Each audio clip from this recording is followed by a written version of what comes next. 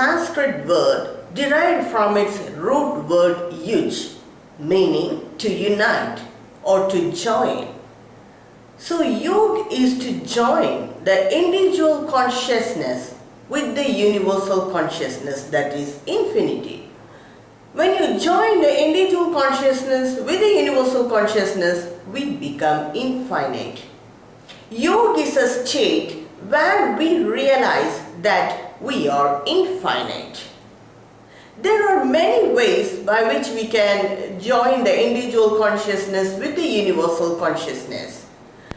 But there are 4 very important ways described in Bhagavad Gita, and which was made famous by Swami Vivekananda throughout the world during his lifetime. And these 4 types of yogas are Karma Yoga, Raja Yoga, Bhakti Yoga and Jnana Yoga.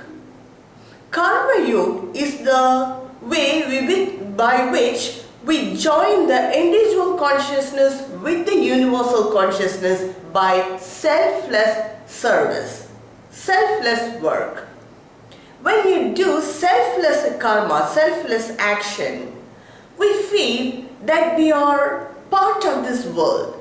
We are one with that infinity. We don't feel that separation. But when we do selfish karma, we feel that we are separate from the rest and we are cocooned inside a small nest.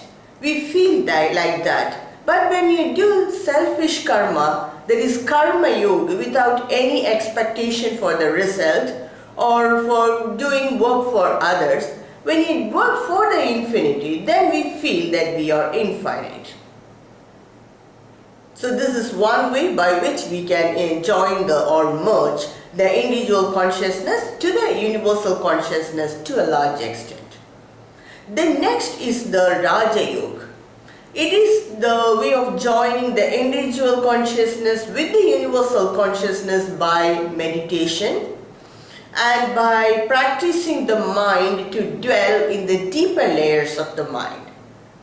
When you understand the working of the mind, we can easily control the mind. So that we break the barriers of that individuality and we join with the universal consciousness. So this is a way by which we can use our psychic powers to join or merge with the universal consciousness. And we feel that we are infinite, we are not in this small set of mind and frame. The third is the Bhakti Yoga. This yoga is followed by mostly all the people in this world, but they are at different stages of Bhakti Yoga. It is this way of joining the individual consciousness with the universal consciousness by emotions and feelings. By emotions and feelings, we expand to infinity.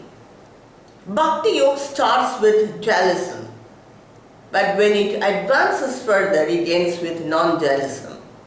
In the beginning, what they feel is that the form they worship is different from the worshipper, from them. But later, when his bhakti or devotion advances, that individuality is expanded to infinity. He loses his individual nature and he merges with the infinite. No longer he feels that he is worshipping a form.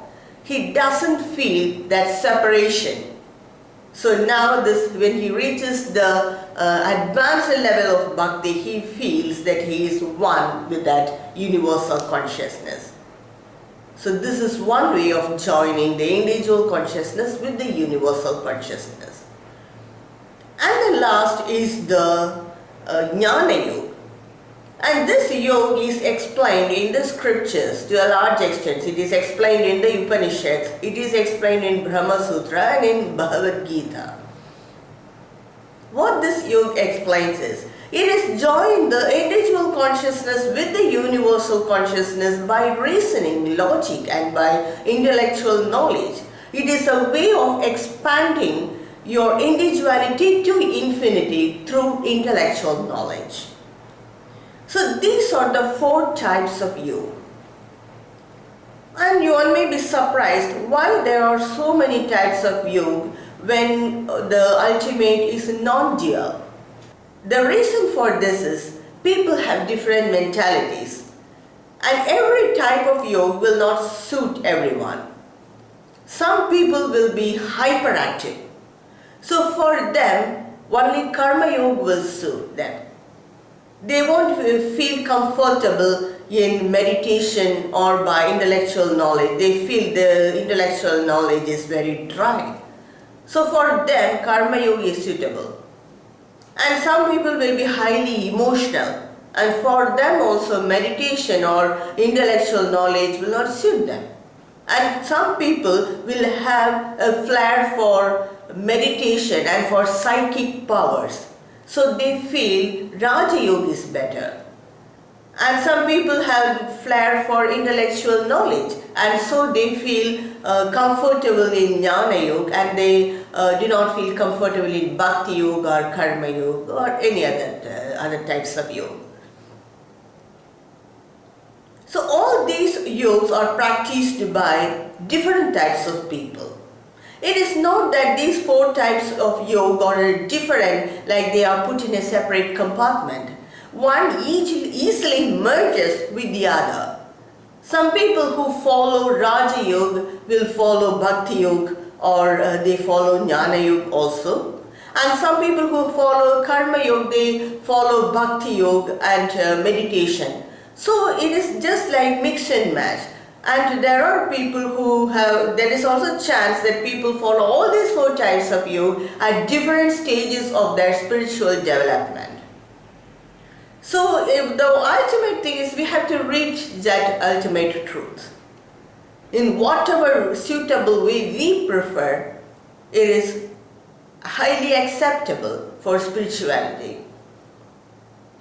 So you can mix and match any one of this, or you can follow a particular yoga.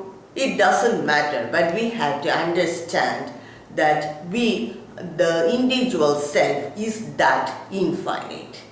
So these are the 4 types of yoga explained in Bhagavad Gita. Thank you for watching.